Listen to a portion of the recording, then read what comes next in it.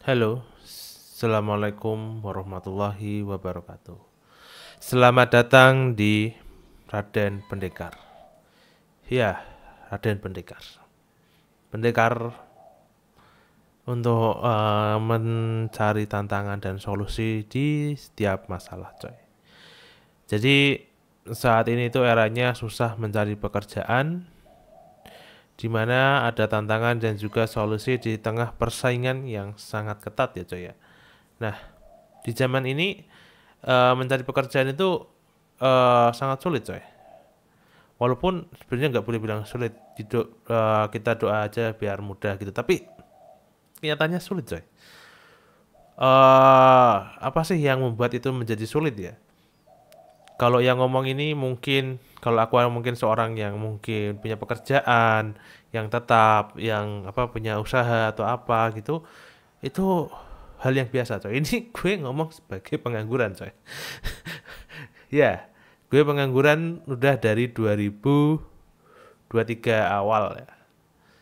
Ya kerjaan yang lain ya paling jualan, jualan online, jualan digital, afiliator. Ya, gak tahu lagi coy. Itu apa namanya sedikit curhatan dari gue. Nah, ada beberapa faktor sih yang menyebabkan sulit banget mencari kerja. Yang pertama persaingan yang semakin ketat coy. Jadi bayangin aja, lo misalnya lulus tahun ini dan 1 tahun lagi lo belum dapat pekerjaan dan ada lulusan baru coy yang masih fresh. Nah mereka itu fresh graduate sedangkan lo old graduate ya. Ya itu sih yang jadi masalah tuntutan tuntutan kualifikasi yang tinggi coy. Gue nggak tahu ya. Sekarang gue lagi berusaha untuk masuk ke bidang data, ke ilmu AI itu ya.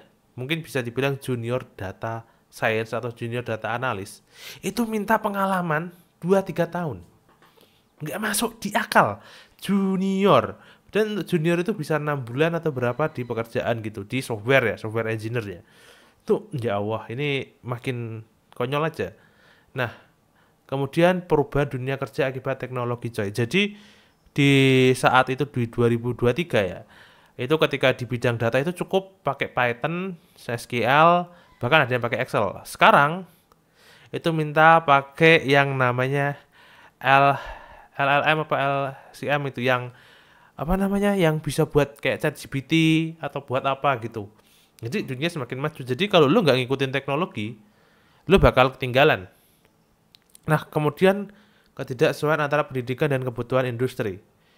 Bisa gue bilang ya, ada beberapa bidang studi yang mungkin lebih ke arah yang kayak EA apa elektro, kemudian TI itu memakai kurikulum lama coy. Sedangkan di luar itu udah pakai yang baru. Contoh nih kalau di bidang coding itu mereka masih pakai yang namanya PHP.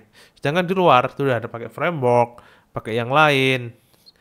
Ada yang pakai sisa, pakai .NET. Sedangkan di kampus ngajarinnya cuma itu aja. Jadi masih ketinggalan. Jadi siswa harus belajar sendiri. Nah, dampak ekonomi coy, ekonomi global. Ya, yang lo rasain yang paling baru ya mungkin perang ya. Perang di Eropa, perang di Timur Tengah. Itu langsung mempengaruhi coy. Mempengaruhi harga semuanya. Masyarakat takut.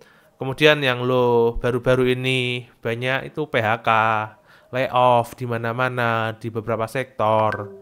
Bahkan hal yang paling simpel ya, yang dulu itu orang pengen dan sekarang udah nggak ada adalah penjaga gerbang di tol. Wah dulu itu bayar tol pakai ada orangnya. Sekarang gimana? Berarti ganti mesin.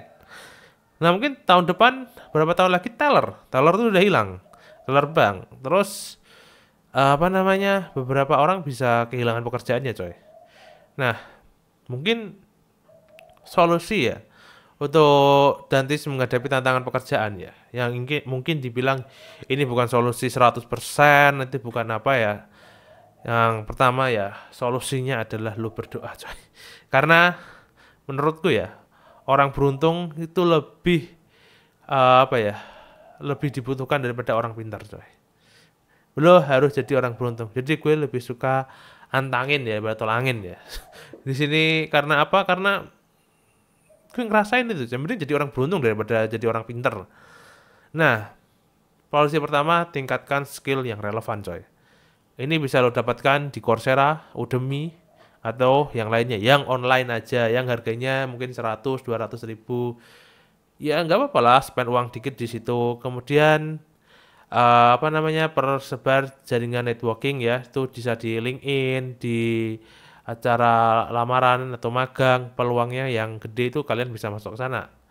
Atau mungkin kalian bisa explore freelance atau wirausaha yang kulakukan sekarang. Ya, gimana lagi coy? Uang kita harus tetap menghasilkan uang ya, walaupun tidak sustainable, jadi nggak berkeberlanjutan. Jadi nggak kayak orang-orang dapat 5 juta 5 juta 5 juta, kita dapatnya kadang 1 juta, kadang 10 juta, kadang 20, kadang minus. Ya seperti itulah kehidupan. Nah, fleksibel dalam mencari pekerjaan. Nah, pekerjaan sekarang itu bisa dibilang banyak yang fleksibel ya coy ya. Lo bisa jadi kayak YouTuber, walaupun gajinya YouTuber kecil. Lo bisa jadi TikToker, lo bisa apa namanya, hal-hal lain dari Facebook Ads ya, yang apa namanya, salam salam interaksi ya bun. Tapi jangan coy. Nah, persiapan mental dan terus berusaha. Mental coy, yang susah itu mental. Soalnya ketika lu gagal, ketika lu gagal, ketika lu gagal dan gagal gagal gagal sampai mungkin 1.000 kali ya, lu mungkin udah kepikiran untuk cari tali coy. Ya tapi tetap berusaha coy. Pikirkan kalau semua ini akan berlalu, kita akan melewatinya.